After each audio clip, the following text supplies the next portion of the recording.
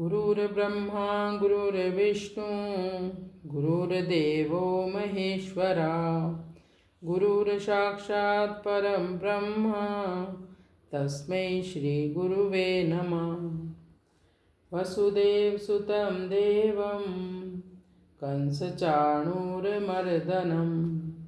देवकी परमानन्दं कृष्णं वन्दे जगद्गुरुं।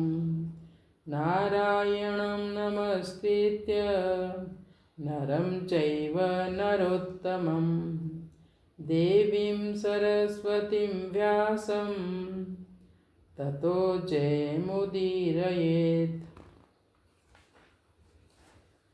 अब द्रोणाचार्य से पांडवों की सेना देखने के लिए प्रार्थना करके दुर्योधन उन्हें पांडव सेना के महारथियों को दिखाता है।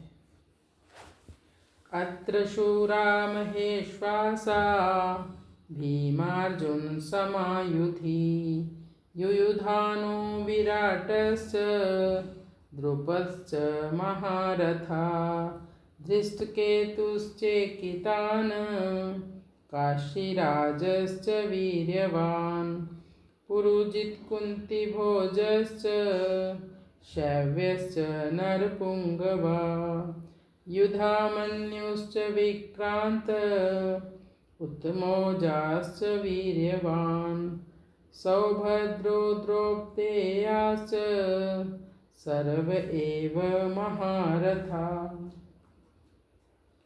दुर्योधन कहता है अत्र शूरा महेश्वासा, इस सेना में भीम तथा अर्जुन के समान युद्ध करने वाले अनेक वीर धनुर्धर हैं, यथा महारथी युयुधान, विराट तथा द्रुपद। फिर कहा दृष्ट केतुश्चेकितान काशीराजश्च वीर्यवान पुरुजित कुंती भोजश्च शैव्यश्च नरपुंगवा। इनके साथ ही दृष्ट केतु, चेकितान, काशीराज, पुरुजित, कुंती भोज तथा शैव्य जैसे महान शक्तिशाली योद्धा भी हैं। युधामन्युश्च विक्रांत उत्तमौजाश्च वीर्यवान सौभद्रो द्रौपदेयाश्च सर्व एव महारथा। पराक्रमी युधामन्यु बहुत शक्तिशाली उत्तमौजा, सुभद्रा का पुत्र तथा द्रौपदी के पुत्र, ये सभी महारथी हैं। अत्रशूरा महेश्वासा, जिनसे बाण चलाए जाते हैं, फेंके जाते हैं, उसका नाम है ईश्वास यानी धनुष। ऐसे बड़े बड़े धनुष जिनके पास हैं वे सभी महेश्वास हैं। इसका तात्पर्य है वो कि बड़े बड़े धनुषों पर बाण चढ़ाने और प्रत्यंचा खींचने में बहुत बल लगता है। जोर से खींचकर छोड़ा गया बाण विशेष मार करता है। ऐसे बड़े बड़े धनुष पास में होने के कारण ये सभी बहुत बड़े बड़े बलवान और शूरवीर हैं। ये मामूली योद्धा नहीं है गुरु महाराज। युद्ध में ये भीम और अर्जुन के समान हैं, अर्थात बल में ये भीम के समान और अस्त्र शस्त्र की कला में ये अर्जुन के समान हैं। तो यहाँ पर सबसे पहले भीम का नाम लिया दुर्योधन ने, क्योंकि दुर्योधन भीम से बहुत डरता था।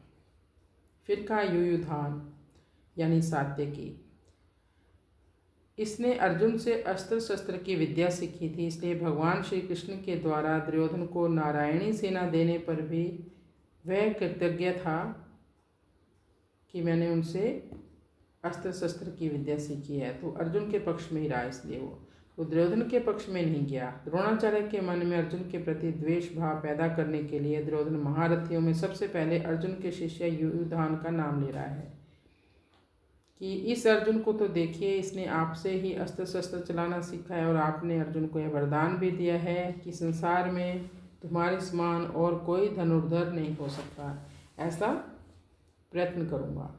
इस तरह आपने तो अपने शिष्य अर्जुन पर इतना स्नेह रखा, पर वह कृतघ्न होकर आपके विपक्ष में लड़ने के लिए खड़ा है, जबकि अर्जुन का शिष्य युयुधान उसी के पक्ष में खड़ा है। युयुधान महाभारत के युद्ध में ना मरकर यादवों के आपसी युद्ध में मारे गए थे। फिर कहा विराटश्च, यानी जो शत्रु के नाम ले लेकर बुलाता था, आओ मुझसे लड़ो, नाम लेकर बुलाता था, जिसके कारण हमारे पक्ष का वीर सुशर्मा अपमानित किया गया।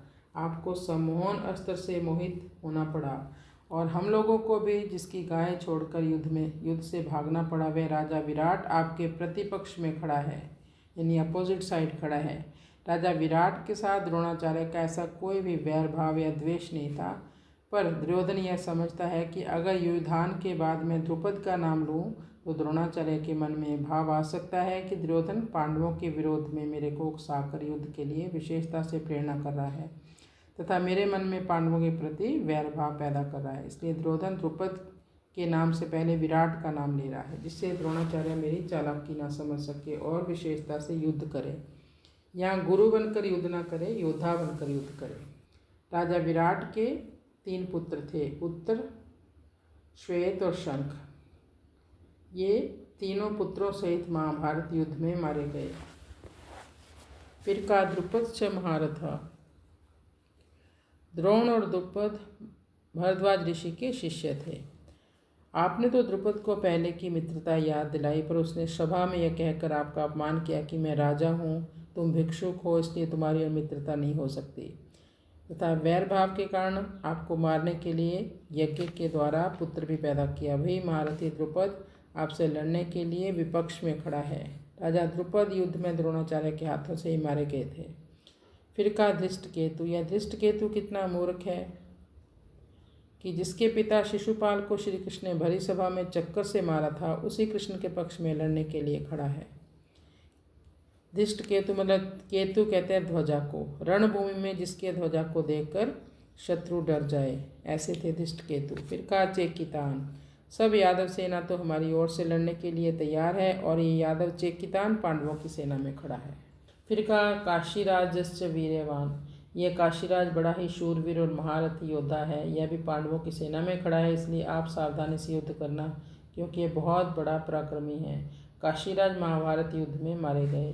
फिर कहा पुरुजित कुंती भोजश्च। पुरुजित और कुंती भोज ये दोनों कुंती के भाई होने से हमारे और पांडवों के मामा हैं।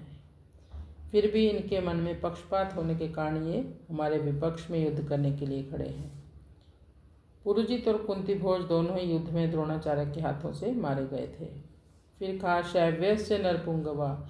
ये शिवी राज्य के पुत्र हैं, इनके यहाँ जन्म हुआ था शिवी राजा के यहाँ। तो यह शैव्य युधिष्ठिर का ससुर है। यह मनुष्यों में श्रेष्ठ और बहुत बलवान है। परिवार के नाते हमारा संबंधी है, परंतु यह भी पांडवों के पक्ष में खड़ा है। फिर का युधामन्युश्च विक्रांत उत्तमोजाश्च वीर्यवान। ये पांचाल देश के बहुत बड़े वीर योद्धा हैं। युधामन्यु तथा उत्तमोजा मेरे वैरी अर्जुन के रथ की रक्षा में नियुक्त किए गए हैं। आप इनकी ओर भी नजर रखना। आगे चलकर रात में सोते हुए इन दोनों को अश्वत्थामा ने मार डाला था कपट से।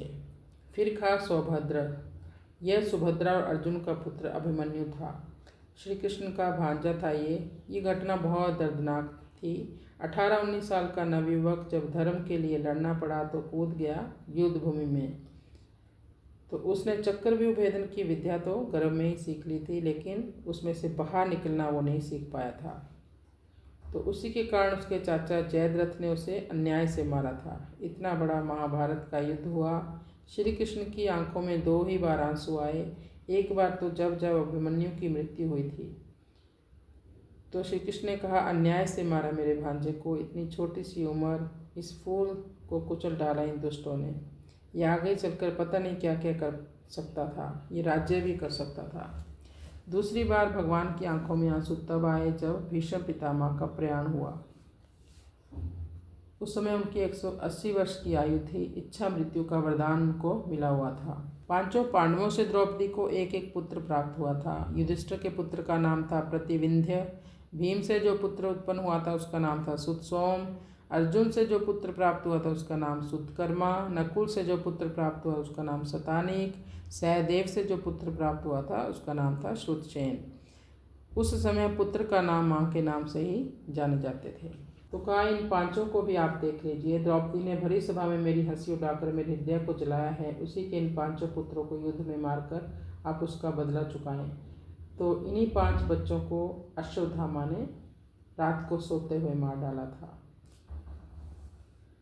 फिर कहा सर्व एव महारथा। ये सब के सब महारथी हैं, जो शस्त्र और शस्त्र विद्या दोनों में प्रवीण हैं और युद्ध में अकेले ही एक साथ 10,000 धनुर्धारी योद्धाओं का संचालन कर सकते हैं। उस वीर महापुरुष को महारथी कहते हैं। ऐसे बहुत से महारथी पांडव सेना में खड़े हैं।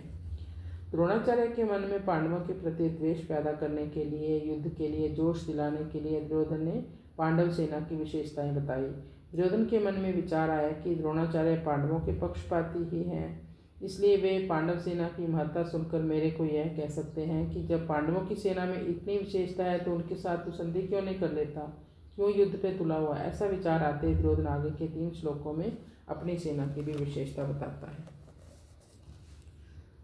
तो अब इन 3 श्लोकों में पांडवों की सेना का उसने वर्णन किया, इतनी श्रेष्ठता बताई। पांडवों की सेना में नरपुंगव हैं, सब महान योद्धा हैं। तो ये कहते कहते एकदम से उसके मन में आया कि मैं क्या करने जा रहा हूँ, मैं क्या कर रहा हूँ। मेरी सेना के एक मेन व्यक्ति के सामने मैं अपने विरोधियों की प्रशंसा करते जा रहा हूँ।